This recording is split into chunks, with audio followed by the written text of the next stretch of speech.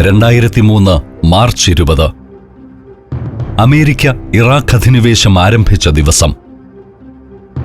ആയിരക്കണക്കിന് സായുധരായ അമേരിക്കൻ പട്ടാളക്കാർ അതിർത്തി കടന്ന് ഇറാഖിലേക്ക് പ്രവേശിച്ചു. ഇറാഖിന്റെ തെരുവുകൾ പെട്ടെന്ന് വിജനമായി.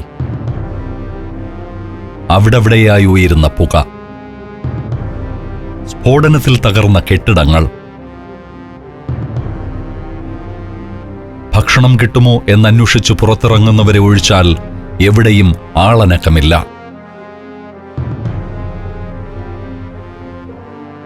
ഇറാഖിൽ കഴിയുന്ന മനുഷ്യരിൽ അധികവും സദ്ദാം ഹുസൈന്റെ ഭരണം അവസാനിക്കണമെന്ന് ആഗ്രഹിച്ചിരുന്നു.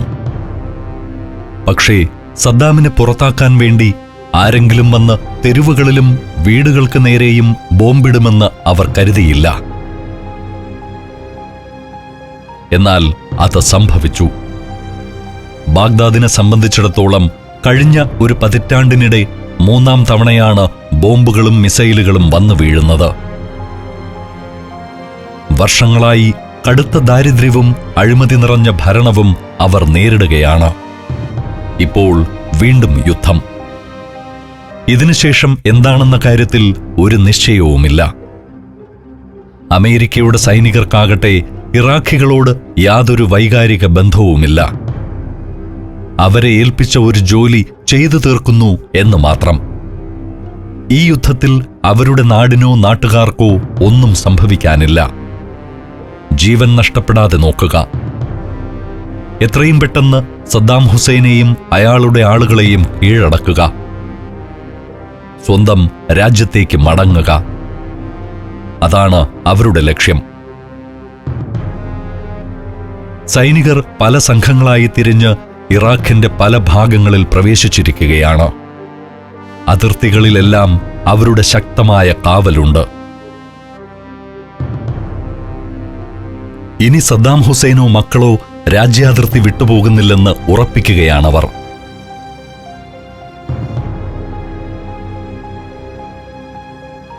അധിനിവേശം ആരംഭിച്ചപ്പോൾ അമേരിക്കൻ പട്ടാളക്കാർ പ്രതീക്ഷിച്ചതിനേക്കാൾ ദുർബലമായ പ്രതിരോധമേ അവർക്ക് നേരിടേണ്ടി വന്നുള്ളൂ.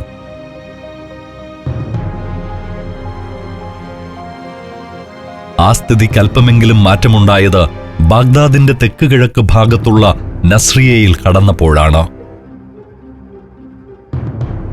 പൂർണ്ണമായും ഷിയ മുസ്ലിങ്ങൾ തിങ്ങിപ്പാർക്കുന്ന ഒരു പ്രദേശമാണത്. യൂഫ്രട്ടീസ് നദിക്കരയിൽ സ്ഥിതി ചെയ്യുന്ന പ്രദേശമാണ് നസ്രിയ. ഇറാഖിന്റെ പ്രധാനപ്പെട്ട ഭരണകേന്ദ്രങ്ങളിലൊന്നായ ധിക്വാർ പ്രൊവിൻസിൽ ഉൾപ്പെട്ട ഇടം. തുടക്കത്തിൽ അവിടെ ആക്രമണം നടത്താൻ അമേരിക്കൻ സേന ഉദ്ദേശിച്ചിരുന്നില്ല. സേനയ്ക്കാവശ്യമായ സാധനങ്ങൾ എത്തിക്കുന്നതിനു വേണ്ടിയുള്ള വാഹനവ്യൂഹം വഴിതെറ്റി വന്നതാണ്. ഇറാഖി സൈനികർ ആ വാഹനവ്യൂഹത്തെ ആക്രമിച്ചു.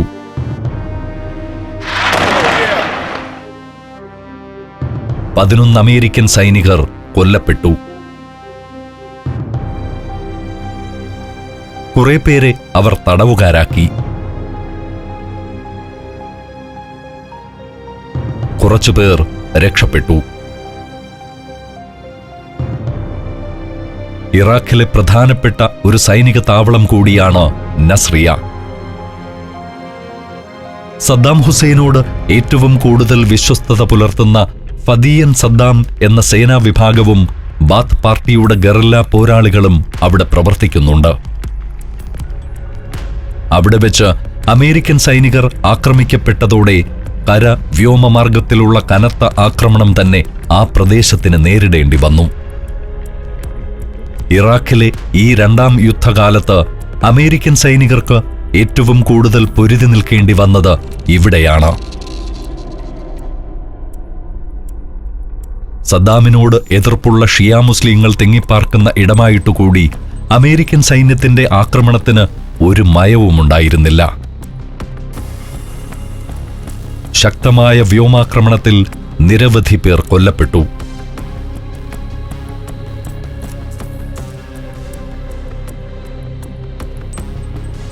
നസ്രിയയിൽ നടന്ന വ്യോമാക്രമണങ്ങളിൽ പ്രതിഷേധിച്ച് മാർച്ച് 23-ന് ഇറാഖിലാകെ വലിയ പ്രതിഷേധം അരങ്ങേറി. ഇത്തവണ ധാരാളം സാധാരണക്കാർ ഇറാഖി സൈനികർക്കൊപ്പം അമേരിക്കൻ സൈന്യത്തിനെതിരെ പോരാടാനിറങ്ങി. കുറച്ച് തോക്കുകളും വെടിക്കോപ്പുകളും ഒഴിച്ചാൽ കല്ലും മറ്റുമാണ് അവരുടെ ആയുധം. അമേരിക്കയുടെ ബോംബർ വിമാനങ്ങളുടെ പ്രധാന ലക്ഷ്യം സദ്ദാം ഹുസൈന്റെ ഒളിസങ്കേതങ്ങളാണ്. പക്ഷേ അക്കാര്യത്തിൽ അവർ പരാജയപ്പെട്ടു.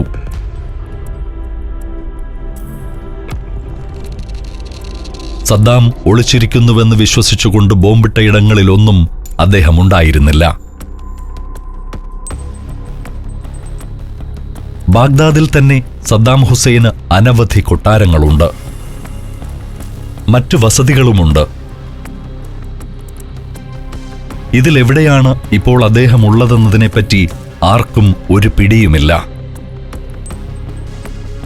സദ്ദാം ഹുസൈനെ വധിക്കാൻ വേണ്ടി അമേരിക്കൻ സേന നടത്തുന്ന ബോംബാക്രമണങ്ങളിൽ കൊല്ലപ്പെടുന്നതെല്ലാം സാധാരണക്കാരായ ജനങ്ങളാണ്. വ്യോമസേന സദ്ദാമിന്റെ താവളങ്ങളായി കരുതിയ സ്ഥലങ്ങളിൽ ബോംബിട്ട് മുന്നേറിയപ്പോൾ അമേരിക്കൻ കരസേന ബാഗ്ദാദിലേക്ക് കാൽനടയായി മുന്നേറി.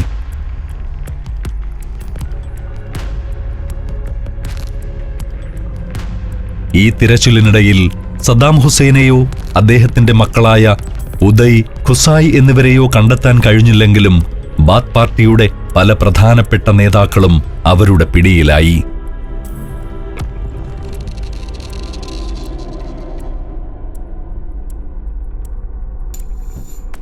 എല്ലാ ദിവസവും സദ്ദാം റെക്കോർഡ് ചെയ്യുന്ന വീഡിയോ സന്ദേശങ്ങൾ പുറത്തുവരുന്നുണ്ട്. ഇറാഖിലെ ജനങ്ങൾക്കുള്ള നിർദ്ദേശങ്ങൾ. രാജ്യത്തിനു വേണ്ടി ജീവൻ ബലികഴിക്കാനാണ് സദ്ദാം ഇറാഖിലെ ജനങ്ങളോട് ആഹ്വാനം ചെയ്യുന്നത്.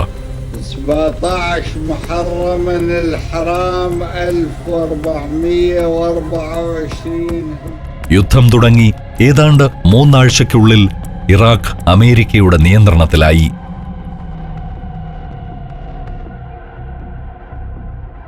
ഏപ്രിൽ മാസം 9-ാം തീയതി ബാഗ്ദാദിലെ പ്രതിരോധം അവസാനിച്ചതോടെ 2003-ലെ അമേരിക്കയുടെ ഇറാഖ് ദൗത്യത്തിന്റെ 1-ാം ഘട്ടം പൂർത്തിയായി. ഇറാഖി സർക്കാരിനെ അവരധികാരത്തിൽ നിന്നും പുറത്താക്കി.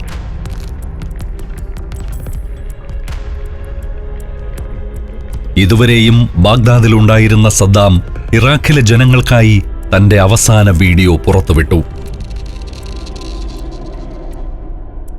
ബാഗ്ദാദിനരികിലുള്ള ഏതോ പ്രദേശത്ത് വെച്ച് തന്നെയാണ് സദ്ദാം ആ വീഡിയോ ചിത്രീകരിച്ചിരിക്കുന്നത്. അദ്ദേഹത്തിനൊപ്പം അനുയായികളുടെ ഒരു വലിയ സംഘം തന്നെയുണ്ട്.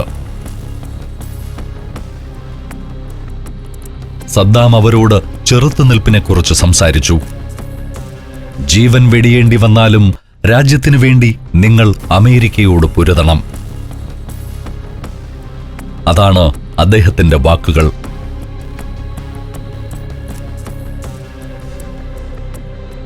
അന്നു മുതൽ സദ്ദാം ഹുസൈൻ തന്റെ ഔദ്യോഗികമായ ഒളിവ് ജീവിതം ആരംഭിച്ചു.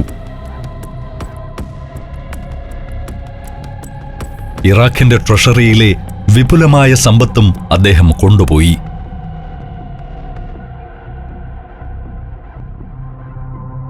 Saudi Arabia, United Arab Emirates, Kuwait. സഞ്ചാരം വോള്യം നമ്പർ 20. ഫുൾ HD-യിലുള്ള അപൂർവ ദൃശ്യയാത്രാ വിവരണ ശേഖരം ഉടൻ സ്വന്തമാക്കാൻ സഞ്ചാരം എന്ന് SMS ചെയ്യൂ. ഫോൺ 9995 444 222. സദ്ദാം ഹുസൈന്റെ വീഴ്ച ലോകത്തെ അറിയിക്കാനായി അമേരിക്കൻ സൈന്യത്തിന് എന്തെങ്കിലും ഒന്ന് ചെയ്യേണ്ടതുണ്ട്.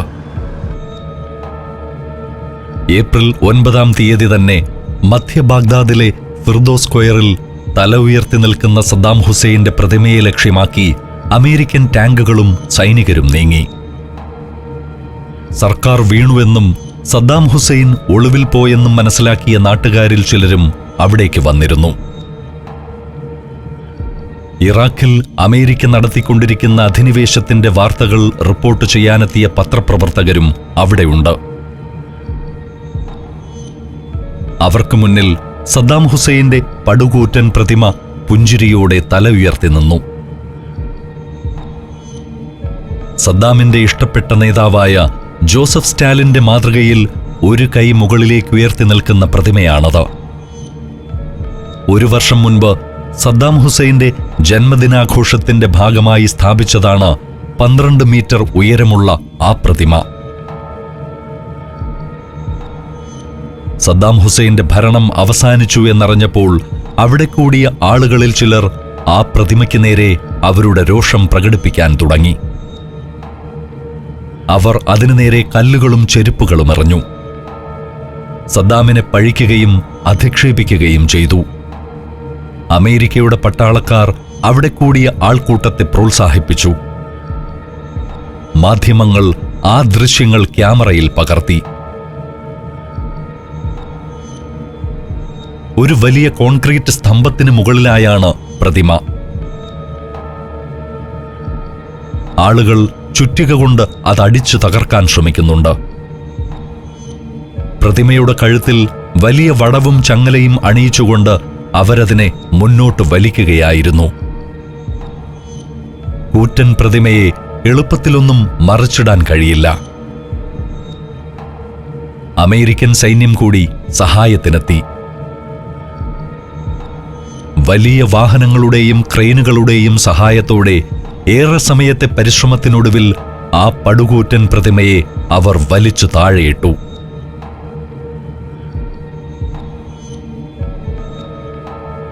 മൂന്ന് പതിറ്റാണ്ട് നീണ്ടുനിന്ന സദ്ദാം ഭരണം ഇറാഖിൽ അവസാനിക്കുകയാണ്.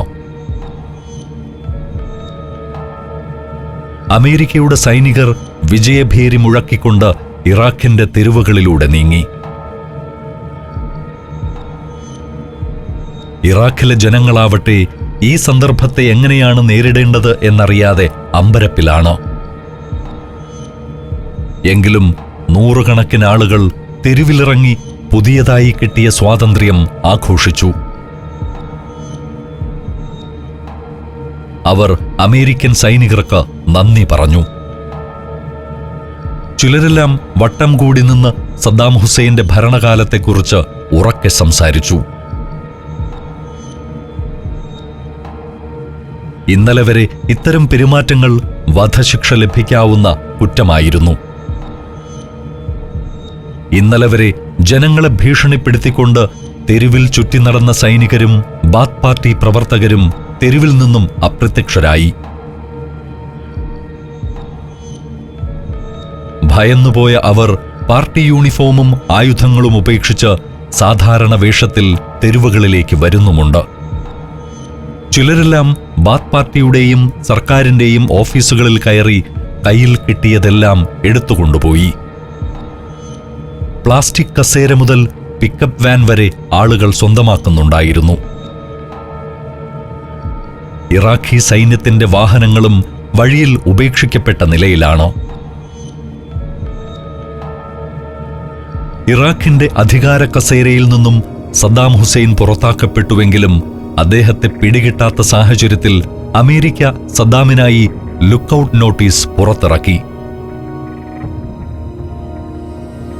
അയാൾ ഹൈ വാല്യൂ ടാർഗറ്റ് നമ്പർ 1 ആണ് അവർ പ്രഖ്യാപിച്ചു. സദ്ദാം ഹുസൈന് വേണ്ടിയുള്ള വ്യാപകമായ വേട്ട അവരാരംഭിച്ചു. ഒരു മനുഷ്യനെ കണ്ടെത്താൻ വേണ്ടി അതുവരെ നടന്നിട്ടുള്ള പരിശ്രമങ്ങളിൽ വച്ച് ഏറ്റവും വലുതായിരുന്നു അത്. തെരുവിലെ ആഹ്ലാദ പ്രകടനം പിന്നീടുള്ള ദിവസങ്ങളിലും തുടർന്നു. പക്ഷേ എല്ലാ ആഹ്ലാദ പ്രകടനങ്ങൾക്കുമപ്പുറം ഭയവും ആശങ്കയും ഇറാഖികളുടെ മനസ്സിലുണ്ട്. ഇനി എന്ത് എന്ന ചോദ്യമാണ് പ്രധാനം. തെരുവിൽ പലയിടത്തും പറക്കുന്ന അമേരിക്കൻ പതാകയെ നോക്കി ചിലർ അടക്കം പറഞ്ഞു. അവർ നമ്മുടെ സ്വാതന്ത്ര്യം കവർന്നു.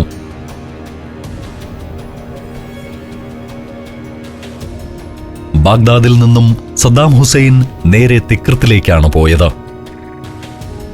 അവിടെയാണ് സദ്ദാമിന്റെ ജന്മദേശം. സദ്ദാം ഹുസൈന്റെ ഭരണകാലം തിക്രിത് ഗ്യാങ് എന്നറിയപ്പെട്ട സദ്ദാമിന്റെ ബന്ധുക്കളുടെ സുവർണകാലം കൂടിയായിരുന്നു. തിക്രിത്തിൽ ഇപ്പോഴും സദ്ദാമിന്റെ വിശ്വസ്തരുണ്ട്. തിക്രിത്തിലേക്ക് പോകുന്നതിന് മുൻപ് സദ്ദാം ഹുസൈൻ അദ്ദേഹത്തിന്റെ രണ്ടാം ഭാര്യ സമീറയെ വിളിച്ചു. അവരുടെ ഇളയ മകനെയും കൂട്ടി ലെബനോനിലേക്ക് രക്ഷപ്പെടാൻ നിർദ്ദേശിക്കുകയും ചെയ്തു. ആദ്യ ഭാര്യ സാജിദയെ കൂടാതെ സമീറയെ മാത്രമേ സദ്ദാം ഹുസൈൻ വിവാഹം ചെയ്തിട്ടുള്ളൂ. എന്നാൽ ഭാര്യമാരെ പോലെ തന്നെ അദ്ദേഹത്തിനൊപ്പം കഴിഞ്ഞ സ്ത്രീകൾ വേറെയുമുണ്ട്. അവരുമായൊക്കെ ബന്ധം തുടരുന്നുണ്ടെങ്കിലും സദ്ദാം ഹുസൈന് ഏറ്റവും പ്രിയം സമീറ ഷാഹ് ബന്ദറിനെ തന്നെയാണ്. അവർ ഇറാഖിലെ രാജ്ഞിയായി കഴിയുകയായിരുന്നു. അപ്പോഴാണ് അമേരിക്കൻ അധിനിവേശവും സദ്ദാമിന്റെ തകർച്ചയും. താൻ അധികാരഭ്രഷ്ടനാകുമെന്ന് തീർച്ചയായപ്പോൾ സദ്ദാം അവസാനമായി സമീറയെ കാണാനെത്തിയിരുന്നു. അദ്ദേഹം സമീറയുടെ കയ്യിൽ $5 മില്യൺ പണമായി ഏൽപ്പിച്ചു.